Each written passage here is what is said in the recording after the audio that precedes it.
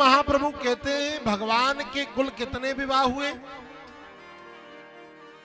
कितने विवाह हुए? 16,108। अच्छा, ये आशीर्वाद भगवान को कहां मिला है? भगवान की बाल लीला में मिला। एक बार भगवान की ताई, बड़ी अम्मा जिसको कहते हैं, वह लाला के दर्शन करवे की ताई नंदरानी यशोदा के भवन में आई।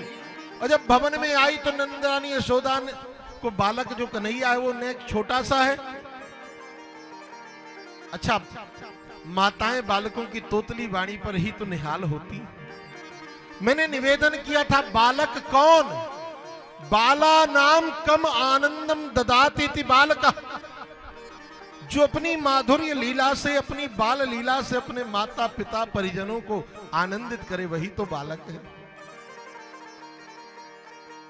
तो जब भगवान बालकृष्ण आंगन में खेल रहे थे, उसी समय यशोदा ने कहा, लाला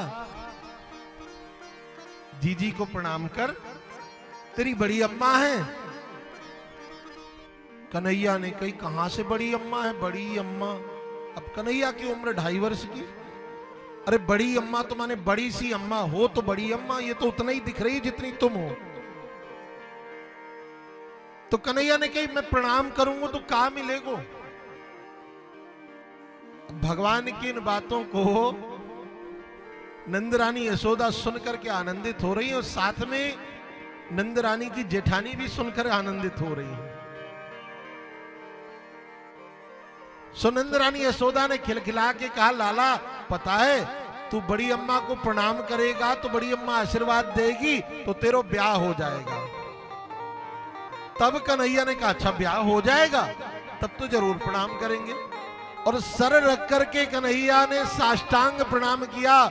उसी समय कन्हैया की बड़ी मां ने, ताई ने गोद में उठा लिया, माथे को चूमा, मस्तक को चूमा और कहा, मेरे लाला के 1000 ब्याह हुए। कितने ब्याह हुए? 1000 ब्याह हुए। 1-2 की कौन कहे। और वाह बड़ी अम्मा को आशीर्वाद आज सफल हो रहा। भगवान का दूसरा विवाह किसके संग हुआ? जामवंत की बिटिया, जिन्हें जामवती कहते हैं। पर उसके पहले एक भूमिका बनी। एक दिन की बात, भगवान के भवन में द्वारिका में एक राजा है जिनका नाम है सत्राजित। सत्राजित राजा के पास एक ऐसी अद्भुत मणि है जिस मणि का एक वैशिष्ट्य है। क्या वैशिष्ट्य है? वह मणि 8 भार स्वर्ण नित्य प्रदान करती है। 8 भार समझ रहे हैं आप लोग? सब सयाने लोग हैं, सब समझते हैं। 8 भार माने 2 क्विंटल। 2 क्विंटल सोना वह मणि नित्य प्रदान करती है। भगवान ने सत्राजित से कहा कि भैया सत्राजित, इतना तो आपके घर में खर्च नहीं है जितना आपको मिलता। एक काम करो, हमारी द्वारिका में बड़े प्रजापुरवासी हैं, भगवान की बड़ी, भाई भगवान के विरादर के लोग ही बहुत ज्यादा हैं, 53 करोड़ यदुवंशी हैं। तो भगवान ने कहा, ये मणि हमको दे दो। भाई आपके यहां ज्यादा खर्च नहीं, हमको दे दो। पर सत्राजित राजा ने स्पष्ट मना कर दिया, मैं अपनी वस्तु क्यों दूं आपको? भगवान ने कहा, भैया तुम्हारी है, हम तो केवल मांग रहे हैं, देना ना देना तुम्हारा निर्णय है। तो मना कर दिया। कालांतर में कुछ समय बीता तो सत्राजित के एक भाई हैं जिनका नाम है प्रसेनजित। क्या नाम है? प्रसेनजित। प्रसेनजित उस मणि को धारण करके जंगल में शिकार खेलने के लिए चले गए। और जब शिकार खेलने के लिए जंगल में गए तो वहां प्रसेनजित का युद्ध घनघोर जंगल में सिंह से हो गया, शेर से। परिणाम, उस युद्ध में प्रसेनजित मारे गए और शेर ने वह मणि छीन ली। वह शेर कुछ दूरी तक गया होगा, उस शेर का भी युद्ध हुआ। किससे? भालू से, जामवंत जी से। जामवंत जी से युद्ध हुआ। और जब जामवंत जी से युद्ध हुआ तो जामवंत ने सिंह को मार दिया और वह मणि छीन ली। उस मणि को ले जाकर अपनी परम लाडली बिटिया जो जामवती है उसे दे दी। ये जामवंत वही जामवंत हैं जो रामावतार में थे, ब्रह्मा जी के पुत्र। जब बिटिया को मणि प्रदान कर दी, बिटिया उस मणि से क्रीड़ा करने लगी, खेलने लगी। पर जब यहां राजा सत्राजित को पता चला कि मणि छीन ली गई, भाई मारा गया, तो उसने विचार किया कि हो ना हो मेरे भाई को मारने में गोविंद की परिणति है, गोविंद का हाथ है, क्योंकि गोविंद ने ही मणि मांगी थी। अब जब भगवान के कानों में यह बात पहुंची कि बिना मतलब का कलंक लग रहा है, तो भगवान ने अपने गुरुदेव गर्गाचार्य से, कुल पुरोहित से कहा, महाराज बताओ तो सही, किया भी नहीं फिर भी कलंक व्याप्त हो रहा है। तो गर्गाचार्य जी ने कहा, लगता है कन्हैया तुमने चौथ का चंद्रमा देख लिया, इसलिए कलंक लग गया बिना किए का। भादो मास की चौथ का चंद्रमा नहीं देखना चाहिए। प्रेम से बोलो राधे राधे। इसलिए तुम्हें यह कलंक लग गया बिना किए का।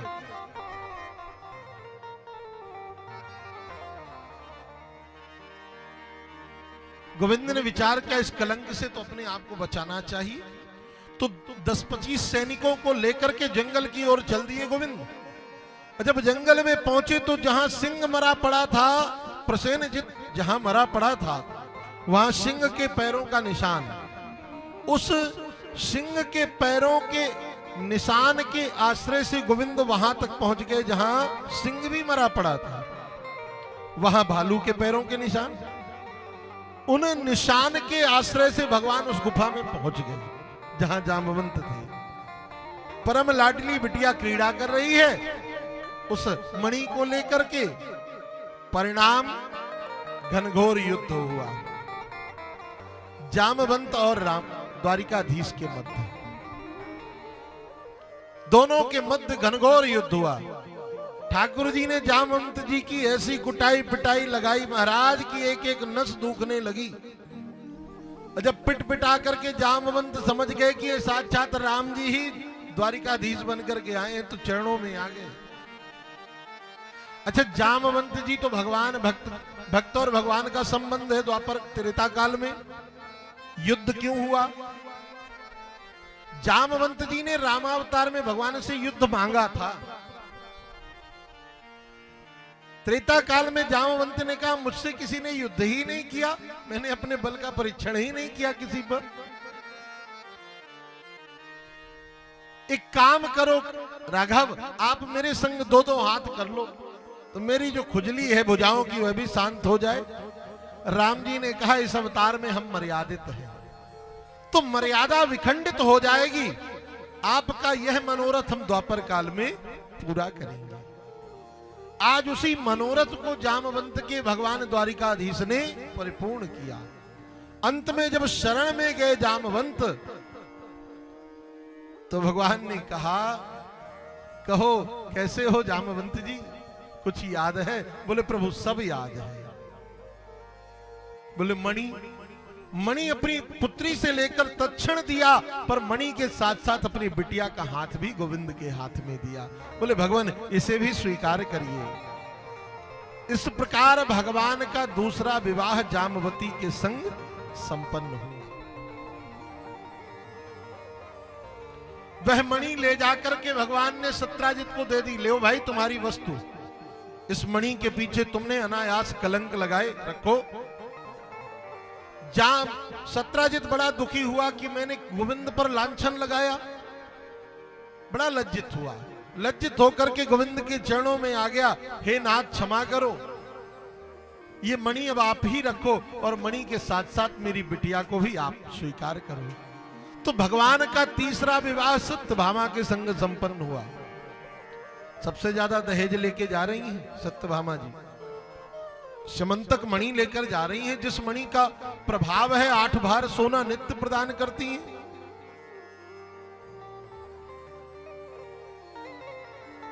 तो पहला विवाह रुक्मिणी जी, दूसरा विवाह जामवती, तीसरा सत्यभामा और चौथा विवाह भगवान का किनके संग हुआ? यमुना के संग। एक दिन की बात है, भगवान अर्जुन को रथ में बिठाल करके यमुना के किनारे टहल रहे थे। अर्जुन ने देखा कि यमुना के किनारे एक सांवली सलोनी सूरत की स्त्री बैठी है। अर्जुन ने जाकर उस देवी से परिचय पूछा, देवी कौन हो तुम? उस देवी ने अपना परिचय दिया। क्या परिचय दिया? सुखदेव जी कहते हैं कि अहम देवस्य सवितुर दुहितापतिमीच्छति विष्णुं वरेण्यं वरदा तपः परममास्थिता। उस देवी ने अपना परिचय दिया कि महाराज मैं यमराज की बहन और सूर्य की पुत्री हूं। यमुना यमराज की बहन है। हमने निवेदन किया था ना जिस दिन ये कथा प्रारंभ हुई थी, यम द्वितीया थी। हमारे भारतवर्ष में भाई और बहन के दो त्योहार बड़े मुख्य हैं, एक रक्षाबंधन और एक भाई दूज। यम द्वितीया जिसे कहते हैं।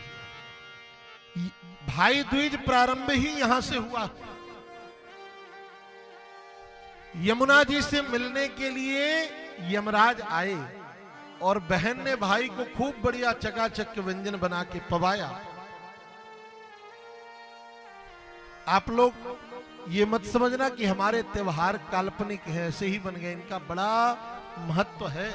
स्कंद पुराण में हमने पढ़ा कि यम भाई द्विज का तात्पर्य यह है कि भाई द्विज के दिन बहन घर न आवे, बहन के घर भाई जावे और बहन अपने हाथ से प्रसाद बनावे, भोजन बनावे और हो सके तो अपने हाथ से भाई को पवावे। जब बहन ऐसा करती है तो भाई के वर्ष भर के सारे अरिष्ट, सारे पातक नष्ट हो जाते हैं। ये लिखा है, हम कोई मनमुखी बात नहीं कर रहे हैं। यम द्वितीया के दिन भाई को बहन के घर जाना चाहिए और भाई फिर सामर्थ्य के अनुसार बहन को भेंट दे, विदाई दे, खूब धन धान्य दे। और रक्षाबंधन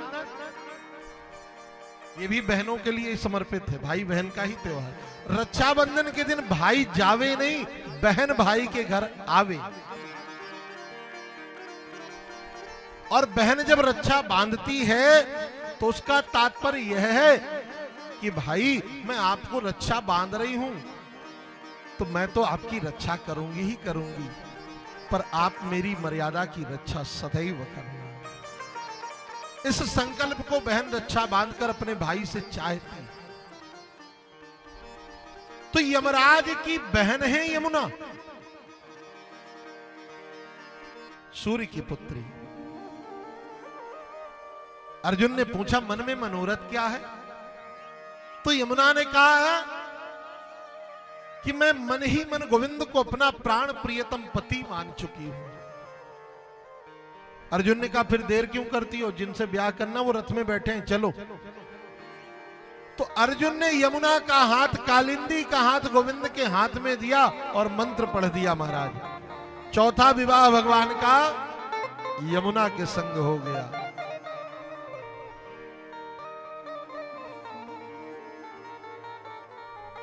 भगवान का पांचवा विवाह किससे हुआ? बिंद और अरविंद नाम के राजा हैं, दोनों भाई हैं। इनकी परम लाडली बहन का नाम है मित्र वृंदा। वृंदा का तात्पर्य तुलसी भी होता है।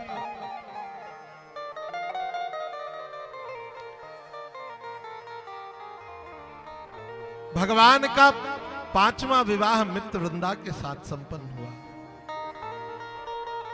एक नग्नजित नाम के राजा हैं, इनकी परम लाडली बिटिया है जिसका नाम है नग्नजिती। इनके यहां 7 बैल हैं। नग्नजित राजा की प्रतिज्ञा है कि एक साथ जो इन 7 बैलों की नाक में नकेल डाल देगा, जो योद्धा, उसी के संग अपनी बहन का, बिटिया का ब्याह कर देंगे। द्वारिकाधीश ने ऐसा ही किया तो भगवान का 6वां विवाह नग्नजिती के साथ संपन्न हुआ। भगवान का 7वां विवाह भद्रा के संग संपन्न हुआ। राजांधी देवी नाम की एक पराक्रमी महिला है, उनकी परम लाडली बिटिया है ये भद्रा। तो 7वां विवाह भगवान का भद्रा से के संग संपन्न हुआ। और भगवान का 8वां विवाह लक्ष्मणा के संग संपन्न हुआ। कितने विवाह हो गए भगवान के? 8। अब एक भौमासुर नाम के असुर हैं। इन भौमासुर ने 16,100 राजकन्याओं को बंदी बना रखा। कितनी राजकन्याओं को? 16,100। इस भौमासुर का मनोरथ है कि जब ये 20,000 हो जाएंगी तो एक साथ एक मुहूर्त में इनके संग पाणी ग्रहण कर लूंगा। पर उन महिलाओं ने जाकर के सूचना दे दी। सूचना क्या दे दी? पत्र लिख दिया कि प्रभु ये हमें बंदी बना के ले आया, अब आपके हाथ में हमारी मर्यादा है। भगवान ने भौमासुर के ऊपर चढ़ाई कर दी। और जब भौमासुर के ऊपर चढ़ाई कर दी तो भौमासुर भगवान के हाथों मारा गया। 16,100 राजकन्याओं को भगवान ने कारागृह से मुक्त कराया। अब उन राजकन्याओं ने कहा, नाथ हमें कौन स्वीकार करेगा, हमें कौन आश्रय देगा? भगवान ने कहा, जिसे कोई स्वीकार नहीं करता उसे मैं स्वीकार करता हूं। एक साथ एक मुहूर्त में भगवान ने उन 16,100 राजकन्याओं के संग विवाह कर लिया। इस प्रकार भगवान के कुल कितने विवाह हो गए? 16,108। अब जरा समझना कि 16,108 है क्या। मैं निवेदन करूं, वेद में 3 कांड हैं। कितने कांड हैं? 3 कांड। ज्ञान कांड, कर्म कांड, भक्ति कांड। कर्म कांड के 80,000 मंत्र, ज्ञान कांड के 4,000 मंत्र और उपासना कांड के 16,000 मंत्र। तो जो उपासना कांड के 16,000 मंत्र हैं वह भगवान की पत्नियां हैं। उपासना का तात्पर्य क्या है? जिसे आप लोग कहते उपवास। उपसमीपे वासनम इति उपासनम। भगवान के समीप जो वास करे वही उपवास।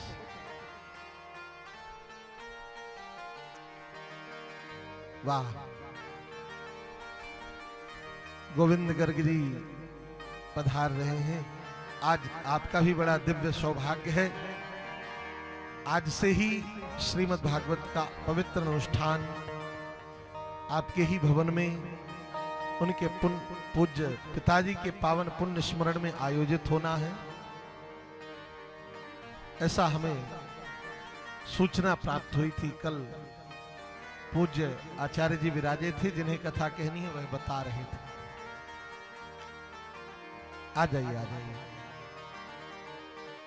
अरे वल्लभ बैठल गिरधारी, यमुना जी के बलिहारी। वल्लभ बैठल गिरधारी, यमुना जी के बलिहारी।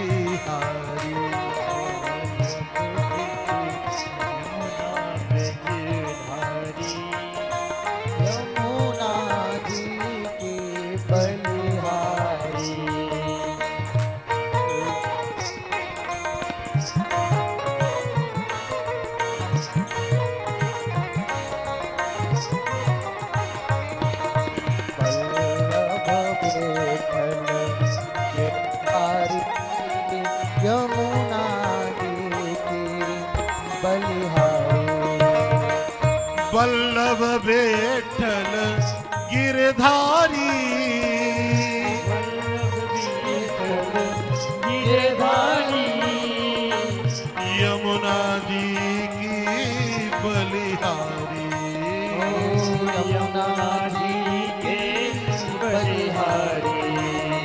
वल्लभ विठ्ठल गिरधारी, वल्लभ विठ्ठल गिरधारी, यमुना जी की बलिहारी।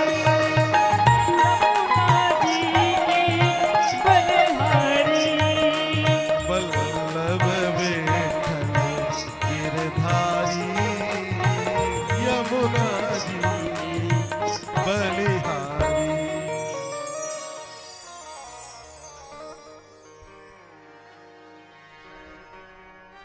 हाँ, भगवान के 16,108 विवाह।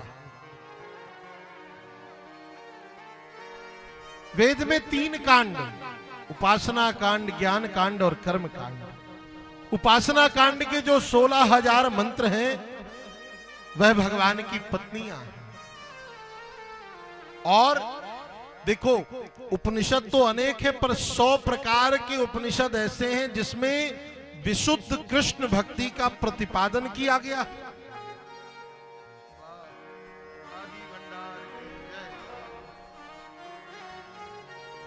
100 प्रकार के उपनिषद हैं जिनमें कृष्ण भक्ति का विशुद्ध विवेचन किया गया।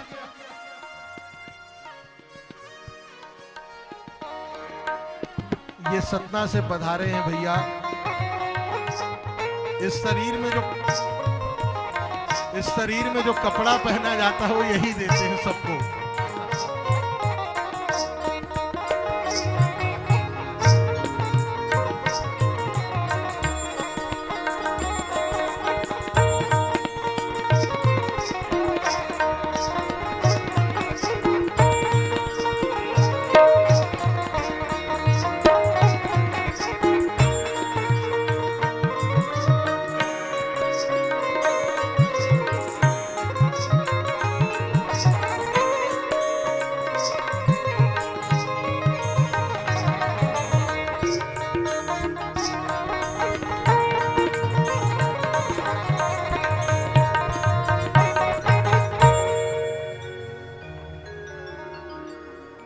तो 16,000 मंत्र उपासना कांड के भगवान की पत्नियां, 100 प्रकार के उपनिषद भगवान की पत्नियां, और 8 प्रकार की प्रकृति है। तो कितने हो गए कुल? 16,108। गीता में भगवान कहते हैं कि भूमि रापो नलो वायु खम मनो बुद्धिरेव च अहंकारीति यम्मे भिन्ना प्रकृतिरष्टधा। भूमि, जल, अग्नि, वायु, आकाश, मन, बुद्धि और अहंकार, ये 8 प्रकार की प्रकृति है। देखो, जिसके वश में प्रकृति हो वह परमात्मा, और जो प्रकृति के वश में हो वह जीवात्मा। हम सब लोग प्रकृति के वश में हैं, है ना? पर ये प्रकृति परमात्मा के वश में।